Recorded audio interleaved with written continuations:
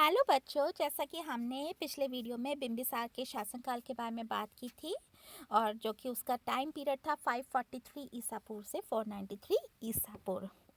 अब हम मगध राज्य के अभ्युदय के कारण पर चर्चा करते हैं कि क्या कारण था कि जो मगध राज्य उन 16 महाजनपदों में उभर करके प्रथम आया, मतलब कि उन सबको उसने परास्त करके वो स्वयं एक हाईलाइट हुआ और स्वयं एक बड़ा एम्पायर स्थापित हुआ।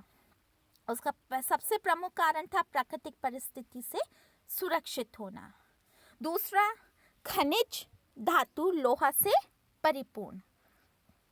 तीसरा, गज सेना का शक्तिशाली होना। चौथा, योग्य एवं प्रतापी शासक होना। पांचवा, गृह उद्योग धंधों का विकसित होना। छठा, सहिष्णु प्रकृति के निवासी। सातवां, शूद्रों के साथ ब्राह्मणों का सहनशील व्यवहार। आठवां, आसपास का उपजाऊ प्रदेश। नौवां, निवासियों का साहसी व उद्यमी होना। 10वां, महात्मा गौतम व बुद्ध व महावीर स्वामी का प्रभाव। 11वां, लोगों की शासक के प्रति श्रद्धा। 12वां, शासकों का न्यायप्रिय होना। और 13वां, प्रशासन अधिकारियों का प्रशासन में अच्छा सहयोग। हर्यंक वंश। बिंबिसार महावीर स्वामी व महात्मा बुद्ध दोनों का ही समकालीन था। उसने दोनों से ही शिक्षाएं ग्रहण की थी। जैन धर्मावलंबियों का कहना है कि वह महावीर स्वामी का अनन्य भक्त था और उसने सपरिवार महावीर स्वामी से शिक्षा ग्रहण की थी। पर बौद्ध धर्म के अनुयायी कहते हैं कि वह बाद में महात्मा बुद्ध का शिष्य बन गया था, अतः वह एक बौद्ध था। इन दोनों धर्मावलंबियों की धारणाओं का सम्मान करते हुए इतिहासकार लिखते हैं कि बिंबिसार धर्म के मामले में उदार था। वह दोनों ही धर्मों का आदर करता था। पुराणों ने बिंबिसार को नागवंश का 5वां राजा बताया है, जबकि बौद्ध ग्रंथों ने उसे हर्यंक वंश का शासक बताया। परंतु आधुनिक इतिहासकारों ने बिंबिसार को हर्यंक वंश का शासक मान लिया है।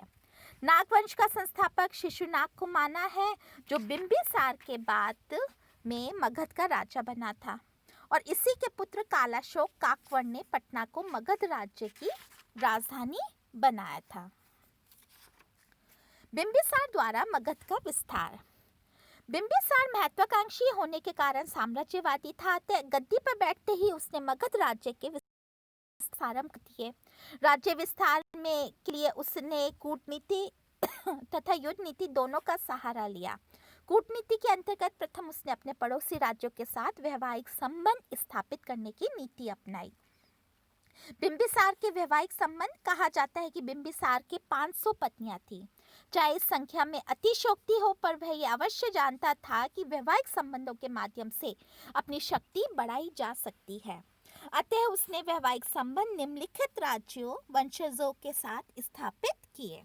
पहला, उसने कौशल नरेश महाकौशल की पुत्री कौशल देवी से विवाह किया, जो कौशल के शासक प्रसन्नजीत की बहन थी।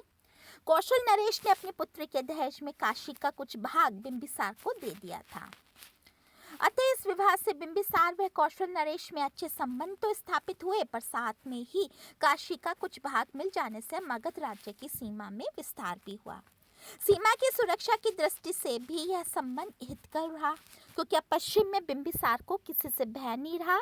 इसके अलावा बिंबिसार को इस प्रदेश से 1 लाख रुपया वार्षिक आय भी होने लगी। दूसरा, उसकी दूसरी पत्नी छलना भी जिसको कहते हैं थी, वह लिच्छवी वंश के प्रमुख शासक चेटक की पुत्री थी। इस वैवाहिक संबंध के परिणाम स्वरूप उसने युद्ध प्रिय उन लिच्छवियों को भी शांत रहने के बाध्य कर दिया, जो मगध को निरंतर खतरा उत्पन्न करते रहते थे। लिच्छवी राज्य उस समय के सर्वाधिक शक्तिशाली गणराज्यों में माना जाता था।